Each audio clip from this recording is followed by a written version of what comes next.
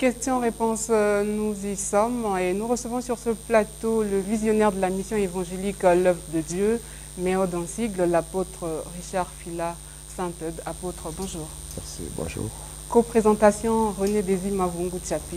Bonjour René. Bonjour Maria. En forme? Oui, en forme, merci.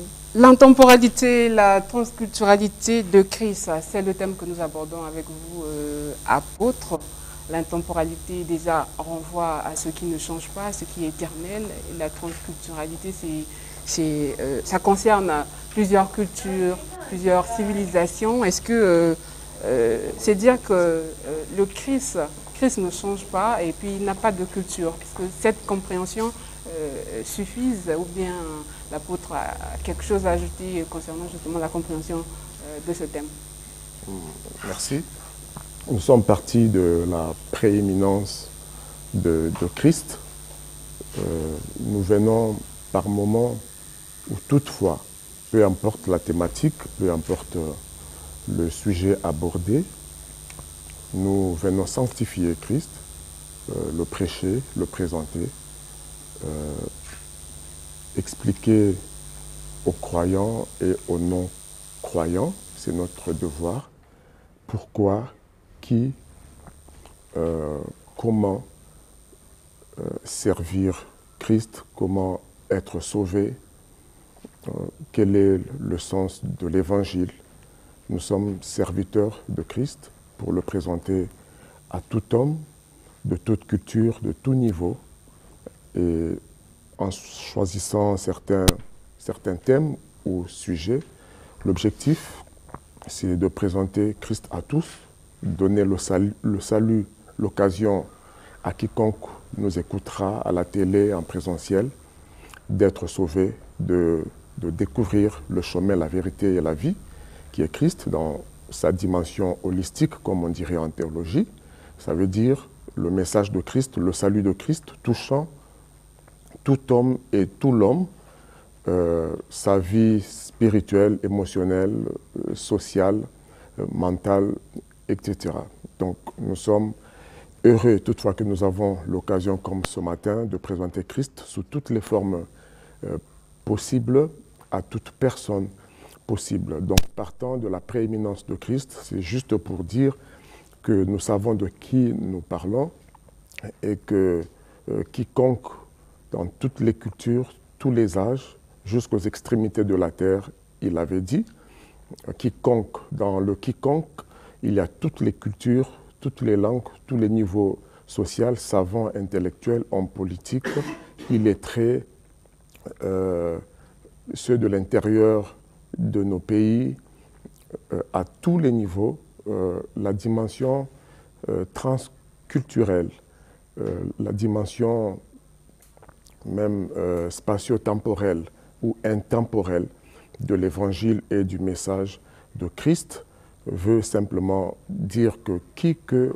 vous soyez africain, noir, blanc, homme de toutes les races, même que son message touchait, l'évangile touchait les juifs qui étaient déjà des religieux, comme Paul disait, je me dois aux Grecs, aux Juifs, je me dois aux païens. Ça veut dire, nous disons la même chose, nous avons le devoir d'apporter l'évangile à toutes les cultures, à toutes les races, à tous les hommes, en tout lieu. Parce qu'il avait dit qu'il faut que cette parole de l'évangile arrive jusqu'aux extrémités de la terre, jusqu'à la fin des temps. C'est cette dimension que nous sanctifions, nous célébrons. Mettez en pratique le passage, encore le verset qui dit « Allez, faites de toutes les nations les disciples ». Oui, justement, toutes les nations, nation veut dire ethnos. Ethnos, c'est ce qui nous a donné ethnie, de Bandinga Nabiso, partout, dans toutes les langues, toutes les tribus et toutes les cultures. C'est ça la dimension transculturelle, la dimension spatio-temporelle, intemporelle, comme nous l'avons dit. Ce ne sont que des mots, n'ayez pas peur des mots, on les explique tout simplement. Si ça peut enrichir quelqu'un, tant mieux. Mais ces mots veulent dire simplement que nous soyons africains. C'est aussi pour ceux qui pensent que l'évangile est venu avec l'homme blanc pour détruire nos cultures. Cet évangile est passé même avant nos cultures. À l'époque de nos ancêtres, l'évangile par l'Éthiopie principalement et d'autres villes africaines, cet évangile avait déjà traversé les frontières. C'est le même évangile. Quand nous disons Jésus est le même, ça veut dire sa parole s'adapte, s'applique à toutes les cultures. Donc il n'y a pas d'incompatibilité entre l'évangile et les cultures de nos ancêtres, même ici en Afrique, parce que quand nous lisons l'histoire de l'évangile, je ne parle pas l'histoire de la romanisation, l'histoire de la christianisation africaine, lorsque l'Empire romain, avec la puissance impériale et autres, ont décidé de conquérir l'Afrique par les stratégies de Ignace de Loyola et autres. Voilà, ça c'est la conquête politique sur fond religieux. Je ne parle pas de l'évangile que le blanc a amené ici, avec une Bible en latin et bien fermée. Je parle du véritable évangile qui est passé par des Africains qu'on trouve dans Actes, même chapitre 13. On a des Tigés, des Manaïens et tout ça. On a des Africains dans l'église biblique dans Acte 13.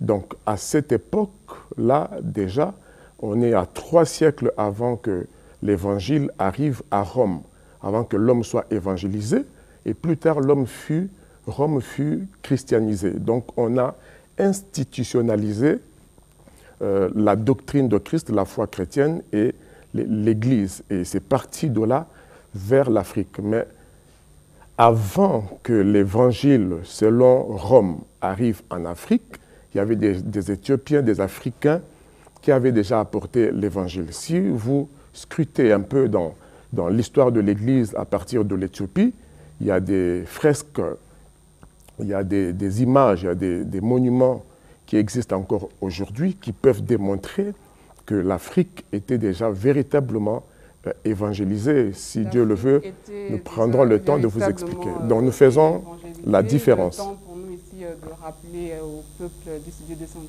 que vous pouvez réagir au 06 706 32 32, plus 242 06 706 32 32. L'apôtre Phila est en place, il va répondre à toutes vos préoccupations. Alors, apôtre, comment cette intemporalité et cette transculturalité de Christ peuvent-elles impacter l'homme dans un monde où chacun devait être libre de ses croyances? Oui, libre de ses croyances.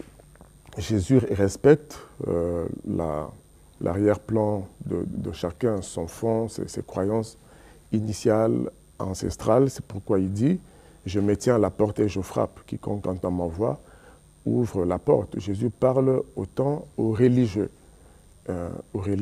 aux philosophes, comme nous répétons souvent dans la ville d'Athènes, où un porteur de l'évangile, un messager de Christ, en la personne de Paul, arrive là, il trouve des religions, il trouve des cultures, il trouve des écoles de pensée. Et là-dedans, il salue leur religiosité, comme nous le faisons là encore ce matin. Nous respectons la foi de chacun. Nous reconnaissons que chacun tâtonne en cherchant Dieu. C'est depuis des siècles que l'homme tâtonne, fait des esquisses, des tentatives de rapprochement, de retour vers Dieu.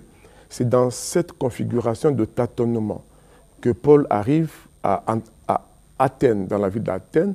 Finalement, on l'amène sur l'Aréopage, parce que c'était une agora comme ici dans Studio 210. C'est une agora où chacun vient exposer sa doctrine et tout. On apprécie cette liberté d'expression. À l'époque, c'était le cas. Malgré cette multiplicité de religions, cette pluralité de doctrines, Dieu envoie un messager qui respecte l'opinion des autres. C'est ce que nous faisons encore ce matin. Tous ceux qui croient en tout ce qu'ils veulent croire ou peuvent croire, nous comprenons que c'est dans un tâtonnement en attendant de découvrir le chemin, la vérité et la vie qui est Jésus. Vous vous priez Donc, pour les catholiques. nous prions pour les catholiques, les francs-maçons, nous les aimons tous. Les philosophes, ils sont malheureusement, je les aime bien, mais c'est avec tout le respect et tout l'amour que nous leur apportons le chemin, la vérité et la vie. Paul a fait la même chose. Il a dit, hommes athéniens, nous vous trouvons à tous, nous constatons que vous êtes à tous égards extrêmement religieux. Nous voyons que vous cherchez Dieu. Et ce que vous cherchez là, c'est ce que nous vous apportons. Ce Dieu qui a fait le ciel et la terre n'est pas servi par l'industrie de l'homme. Donc, il trouvait des sculptures religieuses, ont tenté de représenter Dieu par des images, il y avait des doctrines. Quand il leur a annoncé l'évangile de Christ, en leur disant, Dieu veut que tout homme, en tout lieu, soit sauvé. Il ne tient pas compte des temps d'ignorance, comme quelqu'un qui me suit. Tu as des livres de magie, des livres de nécromancie et autres. Nous tous, nous avons lu cela.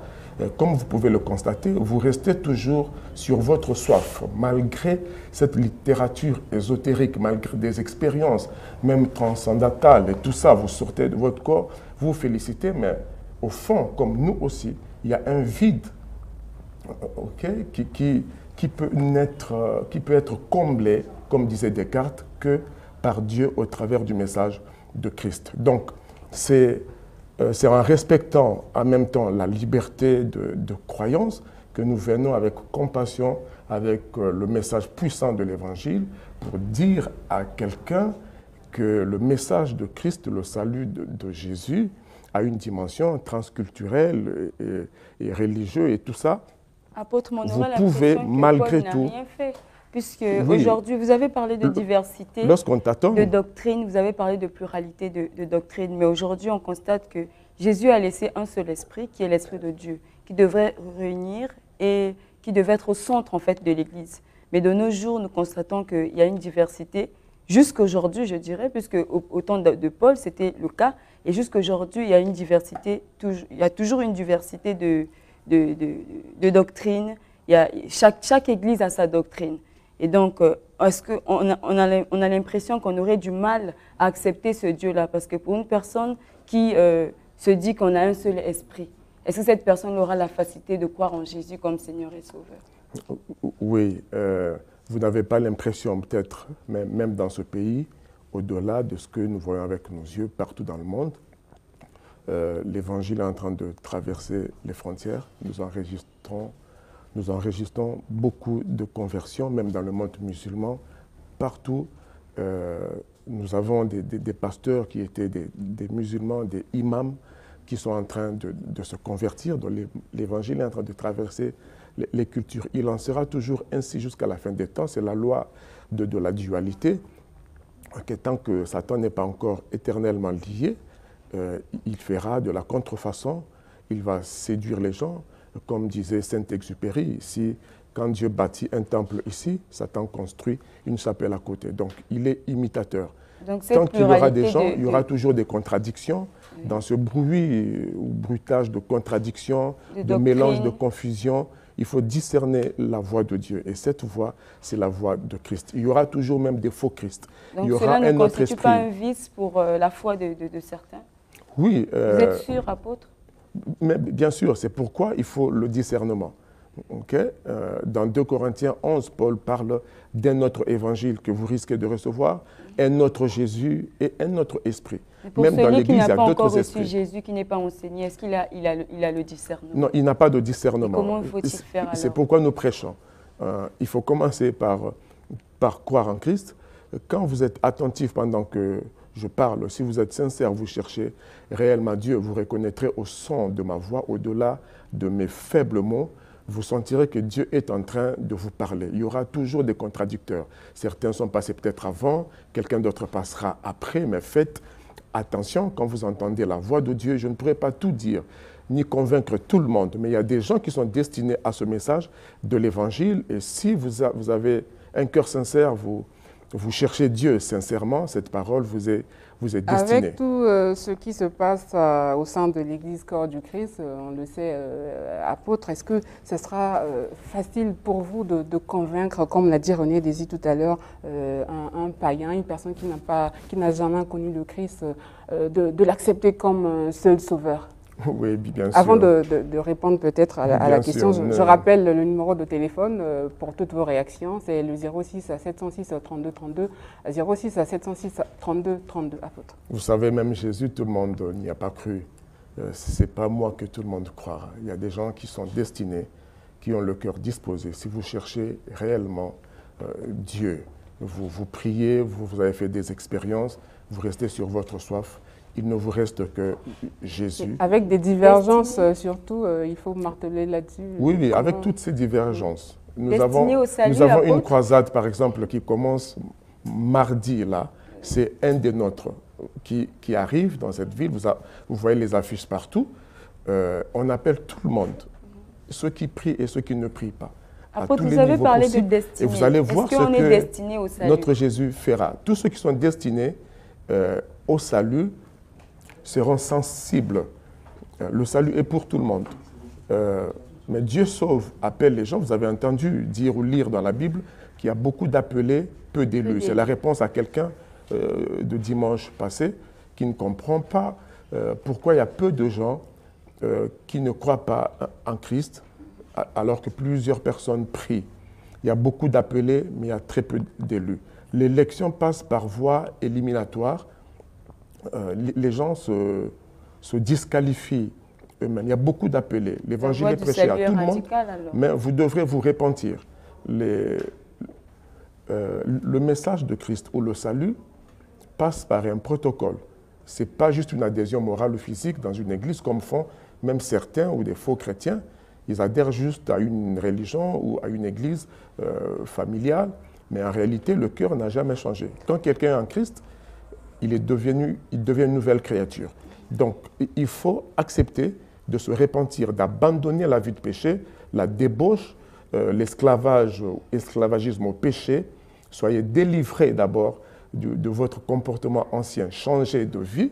Les gens sont prêts à donner de l'argent, leur présence, sauf leur cœur à Dieu. Okay? Mais l'évangile de vérité présente un protocole clair. Celui qui croit, qui se répand, baptisé, ouvert une parenthèse sur la campagne Jésus guérit. Je vais y revenir, apôtre.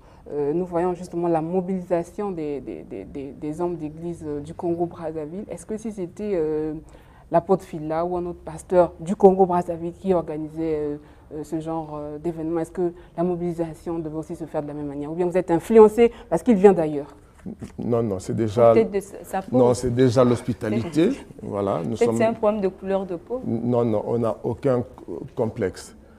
Si, deux fois, c'est une question des moyens, l'homme qui vient a l'expérience et les moyens par la grâce de Dieu de mobiliser. Vous savez, mobiliser ou communiquer, même quand je passe là, Dieu m'a donné un peu. Et vous savez que ce n'est pas gratuit.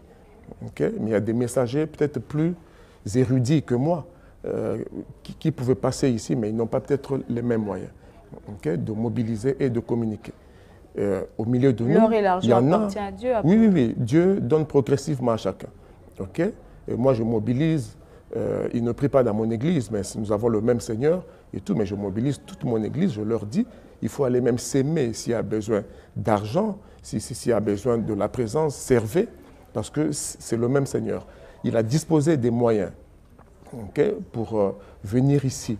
Donc les pasteurs qui soutiennent en d'autres termes ça demande aussi des moyens. Cette campagne, c'est parce que... Nous aussi, nous mobilisons chaque année, nous sommes comme au palais des congrès. un homme, une mission, des moyens. Donc les pasteurs qui soutiennent le pasteur qui viendra, c'est parce qu'ils ont reçu des moyens aussi pour accompagner l'homme de Dieu, cette campagne, cet événement. Non. Parce que s'il n'y avait pas de moyens, est-ce qu'on devrait... Les moyens sont mis à disposition. Mobilisation.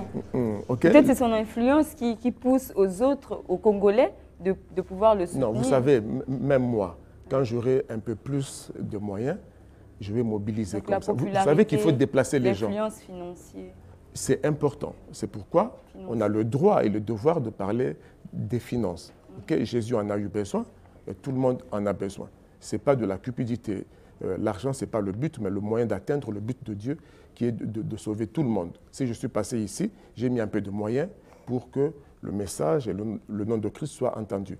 Si quelqu'un vient et que Dieu l'a béni avec plus de moyens, il a la possibilité de bien communiquer. Vous savez, passer à la télé, mettre les panneaux partout, apporter des gens de partout. Ça exige des moyens que nous n'avons pas tous. Nous bénissons Dieu quand il pourvoit à un ministère comme ça qui vient visiter notre pays. On est obligé de mobiliser. Il a mis ses propres moyens. Il ne vient pas chercher des moyens ici, de l'argent ici. Donc nous sommes obligés d'accompagner cela, d'autant plus que c'est le message de Christ que nous prêchons. Nous vous invitons à l'occasion. Vous allez voir que le même Jésus que nous prêchons ici, venez suivre, vous allez voir des miracles, la pureté de l'Évangile, les aveugles seront guéris, les gens seront délivrés et nous en sommes fiers. C'est quelqu'un qui vient d'une autre race, il était dans une autre religion, il est d'une autre peau, ok, mais c'est le même message, c'est le même Jésus. Ça aussi, c'est la dimension transculturelle ou raciale du message de Christ. Ce n'est pas un complexe par rapport à sa peau, mais nous bénissons Dieu pour cette diversité. Vous allez constater que le même message que je prêche ici en français, il va le prêcher en anglais. Il y aura un interprète certainement en lingala. C'est ça aussi la richesse transculturelle du message de Christ. Le rap, on peut avoir le zouk chrétien, le rap chrétien dans l'église. Ça passe pour l'apôtre Phila? Oui, nous chantons dans nos églises en lari, en boshi, ok. Si vous allez en Jamaïque, vous n'allez pas leur demander de danser comme nous. C'est la musique, la danse, c'est une dimension culturelle. On peut, la rumba par exemple, que vous le vouliez ou pas, instinctivement, vous allez exhiber de la rumba même à l'église. Ce n'est pas diabolique, il suffit de le faire de façon... La rumba en Jésus alors? Ou le reggae en Jésus, les danses folkloriques en Jésus, avec les rafias en Jésus. Mais le raffia, c'est notre richesse. J'apprécie une dame que nous avons à l'église. Quand, au moment de la louange, elle met son raffia et elle vient danser. Ne diabolisez pas le raffia. On est fiers de notre culture. Voilà, je disais que nous sommes arrivés au terme de cet entretien. Apôtre, un dernier mot en 2 ou 3 secondes. Bon, on ne le dira jamais assez. Le message de Jésus-Christ, son salut, encore ce matin, concerne tout le monde, toutes les religions. Comme nous les avions avant, nous avons compris que nous avons tâtonné, mais quand nous avons découvert Christ, il nous a donné la paix, le pardon de péché, libéré notre conscience. Et aujourd'hui, nous sommes sûrs que même après la mort, il n'y a pas de jugement parce que Jésus sera notre avocat au jour de jugement. C'est ce que nous vous souhaitons à vous qui nous suivez au-delà de vos lectures, de vos croyances, au-delà de vos expériences. Vous sentez un vide, peu importe qui vous êtes, il vous manquait celui que nous vous prêchons encore ce matin, Jésus-Christ, qu'il vous bénisse. Et si vous croyez, vous demandez pardon pour vos péchés, il vous pardonne et vous avez le ticket, le visa. Après votre mort, le ciel vous est garanti. À votre disposition au 06 903 51 14. Soyez bénis. Merci beaucoup, apôtre Richard Phila Sainte-Eude. Dans la suite, vous suivrez le temps du réveil avec le tabernacle de la voix du 7e ange.